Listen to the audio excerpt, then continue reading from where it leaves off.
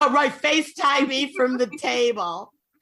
Just prop an iPad up on the table in the centerpiece. We'll have an extra chair for the iPad, please. Mm-hmm. Oh man, you guys, it's terrible. So so I did get the gig for Jessica Kirson. I got it. That's so exciting. The thing was, I was like, man, I didn't think they were going to, book her that soon because the club it opens up this weekend, but I'm like, and then I was talking to, the guy that owns the club, and he's like, things are going to be really tight.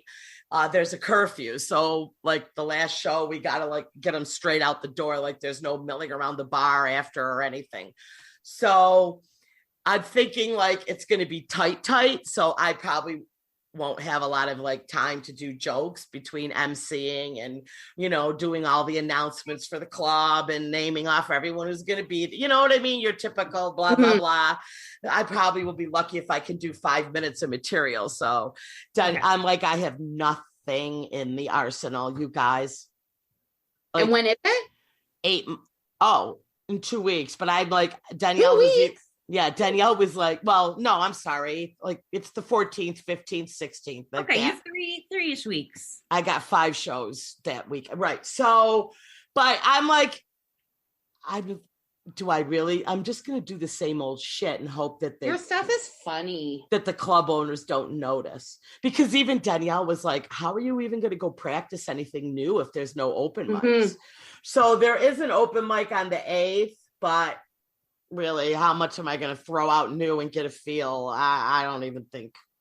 I'm like, you know what? I'm lucky if I'm going to do 5 minutes. So I'll just pull out all the old stuff because the new stuff I have is just tags to my old stuff.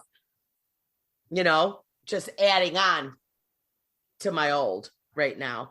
So I'm not going to feel like bad about it when everybody else is probably coming out of quarantine with like a book like this of new material, Lauren was like, come on, Taylor Swift wrote Taylor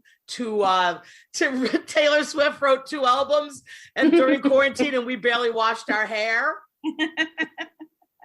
I didn't even get a minute of stand up and that bitch wrote 2 records. Ew, me and Joe wrote songs together. She's now she's re-recording the album. She also re-recorded the album that she lost the rights to. Yeah, she's re-recording it. Did she already do that? She's doing it now. I think they announced, I want to say it's a May release date, early May maybe? Yeah. I don't know how much music that kid has in her arsenal, but and I mean, everybody like Taylor Swift, she sucks, whatever. I'm like, bitch, she can pump that music out. She writes for other people. She's like the Danielle Steele of, right? That Danielle Steele used to, I don't know, she's still big. Yeah, just bang them off. Is she popular still, you guys? I don't know. All of her books were turned into Lifetime movies at some point. I mean, Lauren, she must have. I remember like going through the grocery checkout, and they used to have. Oh my God, she was the top. Nora Hurston. Oh my God, Nora. Yes. Oh my God, Nora. Oh, Roberts. Yeah, was that it? Mm-hmm. Like Nora Roberts was prime though, wasn't she? I mean, she must have pushed out 2 books a month. But didn't read any of them. 79 books she's written. Which one? Think her books are like pretty like formulaic though. Like insert like a Hallmark movie, like insert blank career woman does this, meets guy from rural town who's a farm hand. Yeah. Yeah, I mean, I don't even know who the huge authors are. I mean, I know that dude who's like always they made Stephen King? No. The act, he does like a lot of movies. It's like a lawyer. I think he was a lawyer. John Grisham. Yes. He seems to still be putting them out.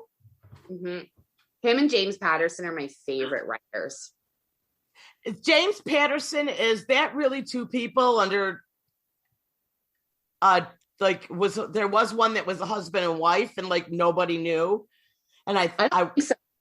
No, because James Patterson's done a bunch of like collaboration books with other people. Like I'm pretty sure he's Women's Murder Club, right? And he did that with a woman. Okay, so let's close out today Oh, I have something if we're almost done. I have... Well, is it the same thing I was going to do? It's 100% not what you have, but you can do that first. Mine will be quick. Jen, can you read the email? Oh, yeah. Hold on. I got to get Okay. Because the text at the group chat. Okay, so are we going to get in trouble? What? Okay, we won't say where it came from. You want me to read No, the we won't thing? say anything. We're just going to read. This was an email submitted from our listeners. Yeah. Asking for advice. If you want, message us at Couple of Instigators Facebook page. We'll tackle your issues. Lauren. Can we add an email segment, please? Absolutely. This will be the start. We tried to do that like a year ago. We tried to get moms behaving badly emails and nobody sent them. I was the only behaving badly mom. It was all my stories. No, we used to pick a news story every show about a mom that behaved badly. I think I've listened to, yeah. Yeah, when I was started with Amy because I would tell something about me being a horrible mom.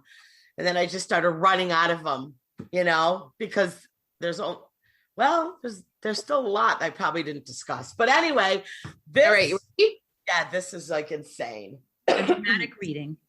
All right. I Googled pelvic pain and it told me I had herpes. I immediately started panicking. I took a mirror to my downstairs. Who calls it downstairs? I'm sorry, sweetie, but are you 100? And did see some spots. She's probably 19. She saw some spots, not bumps though. Figured it was friction sores from my boyfriend railing me all weekend. Oh yeah, she is not 100. Sorry, let's back that up. I made an appointment for Thursday, but I'm starting to freak the fuck out. I have anxiety and depression, and this isn't helping. I've been burned. Does herpes burn, or is that something else? She's burning? Well, no. She says I've been burned in the past. Oh, and then she says no pun intended. So that wasn't the herpes. Never mind. Oh, okay. I should have kept reading. Okay. I've been burned in the past. No pun intended. When I had untreated chlamydia twice. Was it untreated twice or did it just never go away the first time? How does that go away? Well, I don't know. I've had chlamydia. Lauren, this is why you have to send your man to OnlyFans. Like, there's no fucking way. Like, this dumb bitch admitted to getting railed. All if you want on video, I don't care. I'll foot the bill. I'll pay it. How much is the membership? I'll pay 50%. So she wants I to know why she's having pelvic pain. So untreated chlamydia twice and have had health issues since then. Does herpes give you pelvic pain? I've never had an STD or Okay, so I did a little test and I Googled pelvic pain and there were like 15 reasons that are common. Not one of them was herpes. So I think what she is asking is trying to hide the fact that she knows she has herpes. So she says, oh, I Googled blank symptom and it said I have herpes. So she's like, I have blisters. And so she wants to know she knows she has herpes and she wants to know if now she's in pain, if that's related to the herpes. And if it stems from her having untreated chlamydia twice in the past. I don't even know what chlamydia is. That's Papa. What are the symptoms for chlamydia? Is anybody not getting the irony that she just admitted to being railed all weekend and now she has pelvic pain? She admitted, I might be sore and bruised on my downstairs because I got railed, but it had nothing to do with your pelvis, you dumb bitch. I mean, I love the fact that Laura went so deep to be like, well, also though, all the symptoms for chlamydia, right? The chlamydia symptoms are all about pain. So why wouldn't she just think she has chlamydia for a third time? Why is she assuming it's herpes? So I think you're right, Lauren. She knows she has it. I mean, Lauren's, you know what? That she really went deep.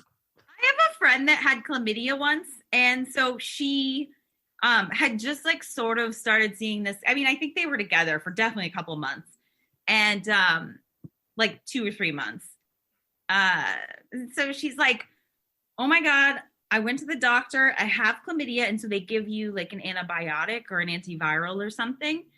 And she said, and normally they say like, we'll prescribe some for your partner because if you don't they'll pass it back get and rid forth. of it, you'll just pass it back and forth. And so she's like, okay. So now I have this boyfriend of 2 months, and I think I got chlamydia from the previous guy I was hooking up with before 2 months ago. And he's going to be really jealous if I say that. So I have to find a reason to tell him why the doctor gave me this prescription for him. She's like, I have a virus, like a cold or something. I'm like, you can't lie about that. I have a cold, so you have to take this? Well, like, sometimes if you get not a cold, because that's not something Strep? like Maybe some she sort of could have said sinus strep. infection. Oh. Yeah, and they're like, oh, let's give anybody in your household, they'll let's give them penicillin for 10 straight days, 400,000 milligrams a day. I'd say yeast infection. Well, but I feel like yeast infections are very, very do you common. think a guy would be so stupid and not be like, a yeast infection, I have to take penicillin? No, like they would just think it was okay, right? Yeah, he's probably like, whatever. Yeah. Exactly. Yeah, give me a beer and a pill and yeah, good. Huh. Yeah. How long until we can't have sex? Yeah. You're right, Jen. You're right. Although Lauren, that was a really good one. Lauren really went deep into thinking like this girl was smart enough to figure out how she's going to trick him into, I don't think so. Well, I think she, question for you, honey. I mean, I was railed all weekend and now I have pelvic pain, but I think it might Who be her. even says that though? Yeah, but then she said her downstairs, but then after she, said railed. Well, yeah, like, are we using code words for certain things? I know, right? You're telling everyone who listens to our podcast when you email us that you were railed by your boyfriend. Here I'm all prim and proper, but Jesus. She just put a 180 on that one. But if any of the rest of you have questions, send them through and we'll just be just as helpful. Yes. Lauren will Google it all for you. Lauren will have an answer in 2 minutes. Google your medical advice. And it'll be better than anything she gets on that Facebook group. Seriously, let's call it like dodgy medical. Yes. What are we calling it? Dodgy medical advice? Advice. Lauren's dodgy medical advice? I don't know. With possible doctors. Possible doctors, Jen. Internet doctors. The instigating doctors is even the better. Because, you have Lauren will go into the psychology of why you're even asking that question, okay? She's going to have you cheated on your mans. She's going to have chlamydia my ass. No, a full breakdown. Yeah. Oh, man. Okay, so what do you got, Jen? I have, like, a bone to pick with Lauren is what I have. Oh, boy. I saw a comment pop up somewhere along the way.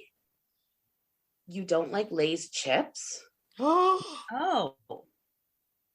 Yes. What is wrong with you? All right, where did you see this? A little birdie told me that Lauren's too much of a snob to eat Lay's chips. Somebody said that they hated Cape Cod chips and Lay's was their favorite. And I said, what? Okay. But I need to back up here. Can I also preface with the person who said Cape Cod said they taste like just oil. They have no flavor. And that's exactly how I feel about Lay's. I agree, Lauren. Lay's is a bag of thin chips just loaded in salt. Are we talking plain Lay's? Yeah. I agree. I thought you were going to be on a total chip ban and I was going to be hurt. We got to compare base chip to base chip. Yeah. No flavor. I agree with you, Lauren. I'm 100% Cape Cod girl all the way. That's in French. You know that I eat the reduced fat. Now see? Salt and vinegar. Ooh, it's in French. Took me that long. This is in French. But then I was really annoyed when I saw that.